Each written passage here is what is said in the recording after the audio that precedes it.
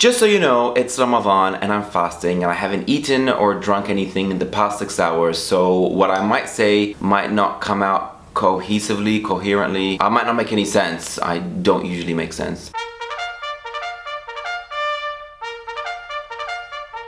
Hey guys, Assalamu alaikum, peace be upon you. Hope you've all had a great couple of weeks. For those of you who don't know me, or if you've just found yourself on this YouTube channel, my name is Maan and I'm a writer based here in Dubai. I'm a journalist as well, and I read a lot and I write a lot. And I do videos as well where I discuss books and art and literature and other subjects of interest to me within the arts field, and I also interview people, so make sure you check out some of the other videos that I've done. So first and foremost, Ramadan Kareem to all of you. It is the holy month of Ramadan for Muslims. That means that we fast the whole day from dusk till dawn. From dawn till dusk we fast. No food, no water, no gossip, no swearing, no being impatient, no being angry. It's the month of charity and being thoughtful of your neighbor and your friends and your family, and it's just a great way to cleanse yourself physically and spiritually and emotionally of all the things that you may have been building up over the past year. So all of my friends out there who are fasting, I hope you're having a blessed month, and for those of you who are fasting in Dubai in the scorching heat, more power to you. I know I haven't posted a vlog in a while, but I am not a man of excuses. I am a man of reason, and there are a lot of reasons as to why I haven't posted recently. First of all, you'll notice that the setup is a bit different behind me, and that's because I'm moving flats and my room is currently a huge mess. I have boxes and I have suitcases. Also, I was away for over 3 weeks. I had a big long vacation and I was back home, my other home, in New Zealand. So just like Dubai is my home, New Zealand is also my home. I spent a huge portion of my life living and working and studying over there. I hadn't been back in 4.5 years, so it was a trip that was very long overdue. I really enjoyed my time. I think I was there for a bit too long, 3.5 weeks. Seems like a stretch. First of all, I managed to survive the insane long-haul plane trip over there. God, about to board 17 hours worth of flying. I don't know how I'm gonna fucking survive. Yeah, 17 hours. I was there for a wedding. I visited art galleries and museums. I got to spend so much time with old friends. Are you ready to get your ass kicked? Bring it on. Reem, birthday girl, ready to get your ass kicked? You should be ready to get your ass kicked. Wow, what a comeback! Oh. With my brother and my sisters, which was a lot of fun. Near, far, wherever. Sally, behind you! Sophie, has a question about who's to be your favorite brother? What did you say? Huh? Which one? I don't know what you just said. Which one? What about you? Who are your favorite brother if you have to become a sibling? Who would it be? What do you do? it? Answer. What are you? I got to eat so much amazing New Zealand food. It's one of the most delicious things you'll ever eat in New Zealand.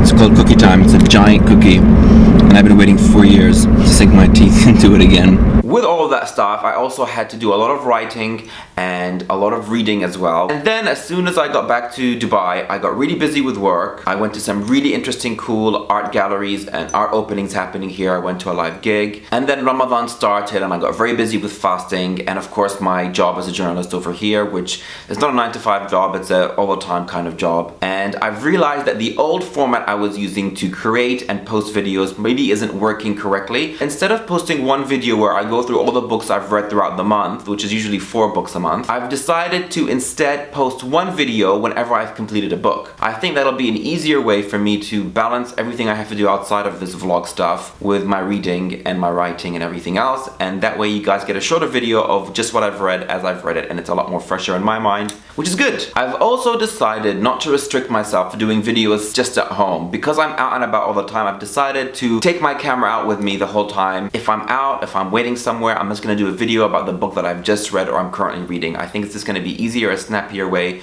to post stuff to you guys quicker. So hopefully you guys will like this new format better. I've had so many issues with lighting. I'm now using natural sunlight, and this massive light box that I got always makes me look orange like an Oompa Loompa, which is not cool. So as you all know, there have been so many things happening around the world. Politics, and violence, and crime, and throughout it all, I've maintained that reading fiction and reading literature is the best way to escape all of that crap and to focus on things that matter, like stories. Because stories teach us empathy, and stories help us to make sense of all the nonsense crap and horrible, nonsensical things that happen out there in the real world. Which brings me to the book that I want to talk to you guys about today. My battery is about to die. I need to recharge. Give me 1 second. Norwegian Wood by Haruki Murakami, and it's published by Vintage. So a lot of you guys will know who Murakami is. He's a Japanese author, incredibly popular, has a massive cult following. A lot of people will be surprised that I have in fact never read any of Murakami's books. So when I finally decided to pop my Murakami cherry, I picked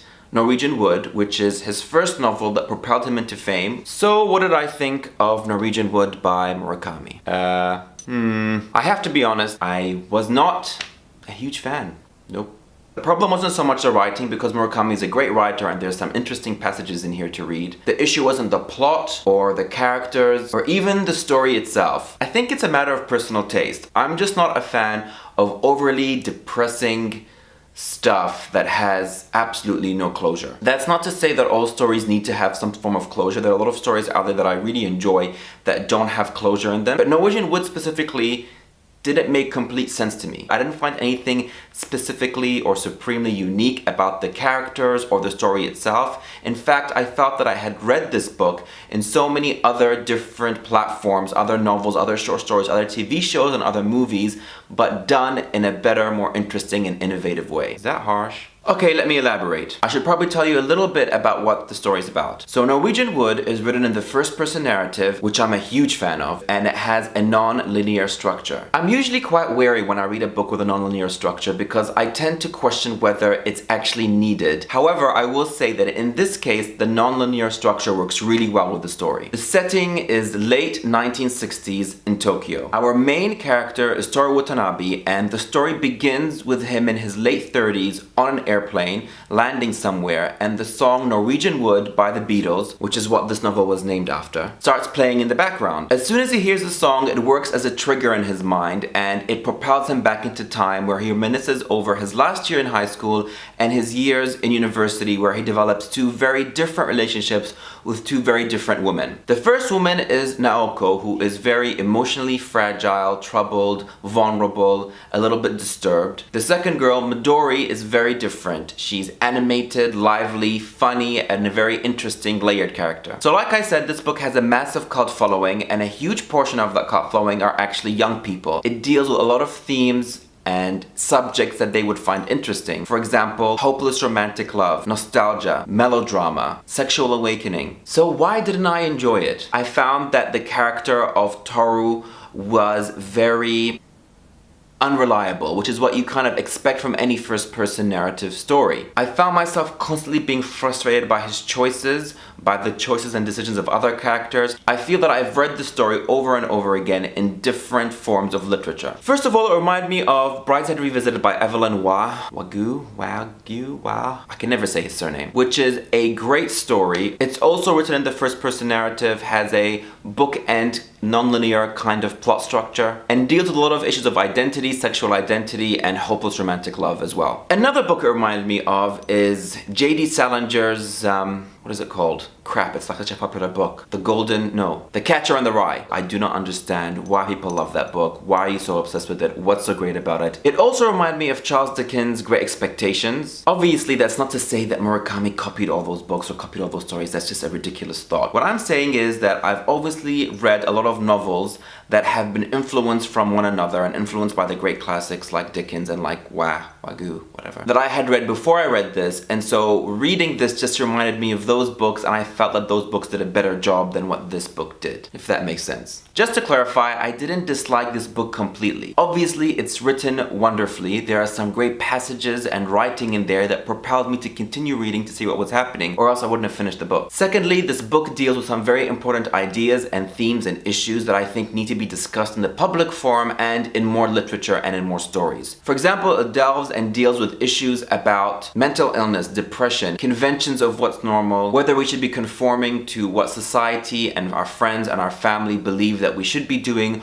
or whether we should look for something outside of that. These are really important issues that we have to deal with, and I think that this book does a great job at shedding light on them, but also equally, somehow, it idealized and romanticized these issues, which I'm not a fan of. I don't think that was Murakami's intention. Obviously, I doubt it's anyone's intention to romanticize these kinds of issues. And I think as well it's readers' reactions to the story that really propelled that idea of romanticizing and idealizing these issues. And I just want to point out that this book was published in 1987 when a lot of these issues, especially mental illness, weren't openly discussed in public. I also need to talk about a very specific scene in this book that haunts me to this day. A lot of you who have read this book will know exactly what I'm talking about. But Murakami did such an amazing scene with Toru and a friend of his, Ryoki, I think that's how you pronounce her name, when they are having discussion in the countryside. And she tells him a story.